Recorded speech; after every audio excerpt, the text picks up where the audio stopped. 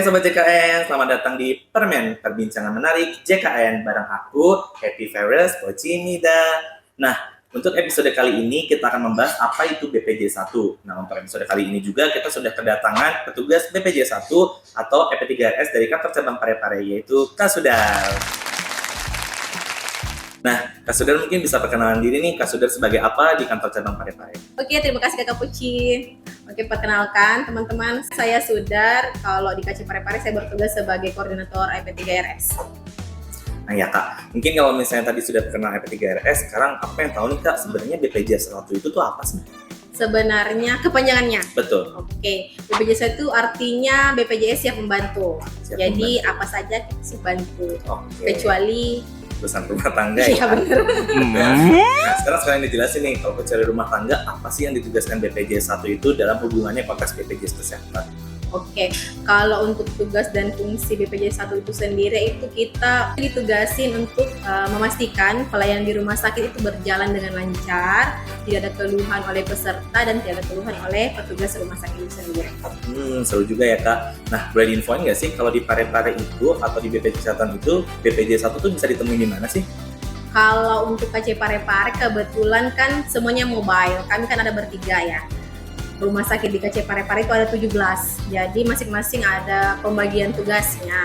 Otomatis kami harus mobile. Jadi kadang mungkin ada di rumah sakit A, kadang ada di rumah sakit B, tapi tenang aja. Kan kalau untuk petugas BPJS1 itu kan ada posternya. Nah itu bisa dihubungi kalau misalnya butuh bantuan seperti misalnya untuk mendapatkan informasi atau menyampaikan pengaduan, boleh menghubungi kami. Nah, Kak Sudar, di kantor cabang BPJS Kesehatan itu sendiri kan ada 4 kabupaten kota nih, ada Parepare, Baru, Sidrap, dan Cimande. Nah, kemudian pasti banyak kan vaskesnya, gimana sih cara pembagian waktunya dan timnya? Oke, kalau dari tim BPJS1 itu kami ada 3 orang.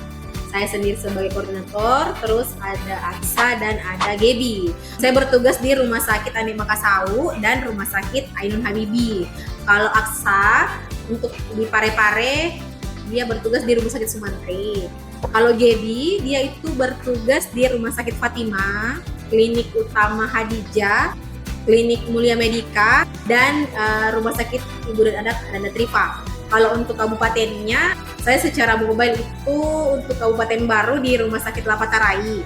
Kalau untuk Aksa, dia di Klinik Aflahal dan Klinik Citra Sehat. Kalau untuk Kabupaten Sidrap, saya di Rumah Sakit Nenek Malomo dan Rumah Sakit Anugrah. Untuk Aksa itu dia di Rumah Sakit Arifin Nukmang dan Rumah Sakit Adinda. Kalau untuk Kabupaten Pinrang, itu kan ada 3 rumah sakit juga. Jadi untuk Rumah Sakit Lasinrang dan Rumah Sakit Madising itu saya. Kemudian untuk Rumah Sakit Aisyah Hadijah itu oleh Aksa. Oke, menarik. Berarti intinya adalah selain di rumah sakit tadi, di fasilitas kesehatan lainnya juga mobile ya Kak? Iya, kalian ya. Menarik. Berarti kalau misalnya sampaikan Kak Sudar tadi, ada posternya ya, ada foto Kak Sudar dan nomor handphonenya. Ada. Nah, kalau misalnya tadi kan disampaikan sama Kak Sudar bahwa bisa menyampaikan keluhan. Biasanya nih Kak, selama ini keluhan apa sih yang paling sering disampaikan peserta? Kalau sejauh ini keluhan yang paling sering ada di kantor cabang Parepare itu tergantung sih Kak, maksudnya random sih. Kadang ada keluhan mengenai pelayanan, kadang juga ada keluhan mengenai aktivasi mobile JKN, kadang juga ada keluhan tentang rujukan, macam-macam sih Kak. Macam-macam ya. Tapi kalau misalnya dari selama ini yang paling berkesan nih, paling sering buat Kak Sudar apa sih pertanyaan atau keluhan dari peserta itu sendiri?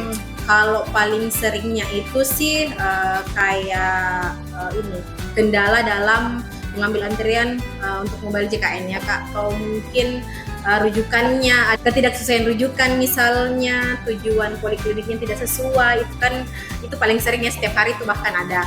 Kalau yang paling menarik apa sih tadi berkesan? Yang paling berkesan itu kalau misalnya lagi di rumah sakit terus lagi ketemu pasien yang lagi terkendala, mungkin entahlah terkendala dalam pelayanan atau mungkin terkendala dalam pemanfaatan mobile JKN, terus kita bantu dan setelah itu pasiennya merasa happy terus bilang terima kasih, itu menurut saya sih yang paling berkesan selama saya menjadi petugas BPJS 1. Nah, menarik juga sih, karena emang kita tuh nggak butuh bayaran ya, sudah sebenarnya kita dapat ucapan terima kasih, kemudian peserta merasa terbantu, itu kita udah happy banget ya. Apalagi kalau ditambah doa ya. Betul. Terima kasih Nah, Aduh. semoga panjang umur, sehat-sehat. Aduh, Doa nggak tidak salah. benar sekali. Oke Kak Sudar, pertanyaan selanjutnya. Kalau kita sudah dengar tadi bahwa dari cerita Kak Sudar ini sebetulnya itu tuh BPJS Kesehatan kita sudah antriannya secara online ya, kayak melalui online. aplikasi mobile JKN. Mungkin itu kendalanya juga untuk di masyarakat menggunakan aplikasi. Ya, benar. Apalagi semua kan sekarang serba digitalisasi ya, Ya. termasuk tadi rujukan tadi. Nah Kak, kalau tadi kan semuanya tentang keluhan, laporan, kemudian apa bisa nggak sih kita juga bisa kasih testimoni nih seandainya kita puas, walaupun tidak bisa dipungkiri bahwa memang BPJS Kesehatan itu masih ada kurangnya, tapi kita juga tidak bisa menutup bahwa ada juga orang-orang yang terbantu. Mungkin gimana sih cara menyampaikan juga kalau misalnya kita menyampaikan bahwa oh iya nih pelayanannya sudah cukup baik, itu bisa disampaikan lewat apa aja? Kalau untuk pelayanan kesehatan, khususnya di rumah sakit atau puskesmas, mungkin peserta atau pasien bisa langsung membuka aplikasi mobile JKN, terus buka lokasi dan cari nama paskesnya, cari nama puskesmas atau nama rumah sakit, terus itu bisa dikasih bintang. Itu kepuasannya bintang 5K, bintang 4K, bisa tulis ulasan seperti itu. Berarti nggak cuma ojek online yang kasih bintang, tapi juga pelayanan di Vaskes juga bisa Betul. dikasih bintang ya teman-teman. Nah, terakhir nih Kak Sudar, kalau misalnya tadi bisa menyampaikan keluhan, nah itu tuh kalau misalnya laporan gimana sih? Mungkin bisa lewat nomor handphone kah, atau juga ada care center-nya yang bisa dihubungi setiap saat? Kalau untuk menyampaikan keluhan, kita kan ada call center 165, itu bisa dihubungi 24 jam. Kalau untuk menyampaikan keluhan dalam platform lain, itu bisa melalui mobile JKN, ada di menu pengaduan. Di situ peserta atau pasien bisa memasukkan keluhan, nah nanti dijawab oleh petugasnya.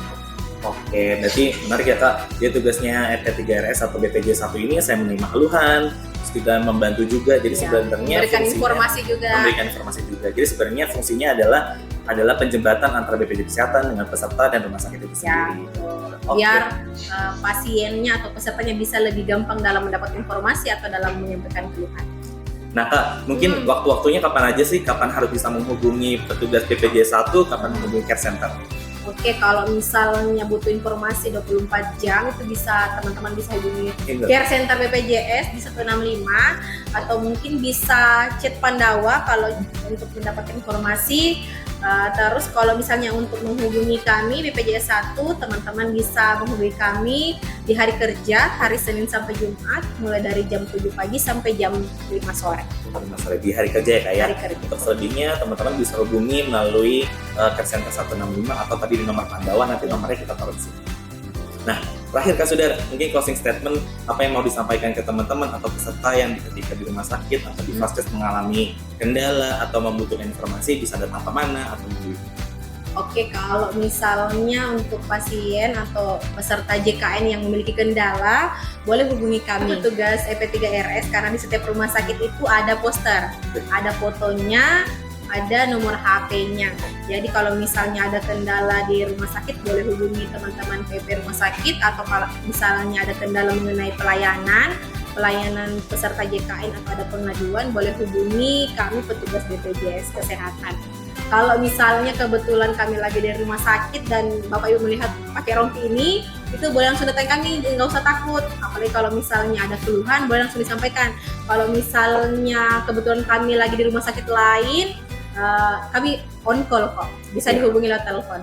Siap. Karena nomornya sudah terpampang nyata ya Kak, di betul. poster-poster yang ada di Vaskesnya. Kalau misalnya ketemu orang yang langsung pakai rompi hijau, colek yang ada tulisan rompinya BPJS 1, hati-hati tuker sama orang pakai rompi Mau lain. bilang Di belakang BPJS 1-nya. Oke, mungkin itu Kak Sudar, terima kasih banyak sudah mampir nih di podcast Permen kita. Oke. Supaya nanti kalau misalnya teman-teman bisa teredukasi lebih lanjutnya. Nah, oke, mungkin tadi jangan lupa saksikan terus konten-konten dari Permen di YouTube-nya BPJS Kesehatan Kantor Cabang Parepare atau di Instagram-nya BPJS Kesehatan Kantor Cabang Parepare yang ada di bawah ini. Terima kasih teman, sampai jumpa.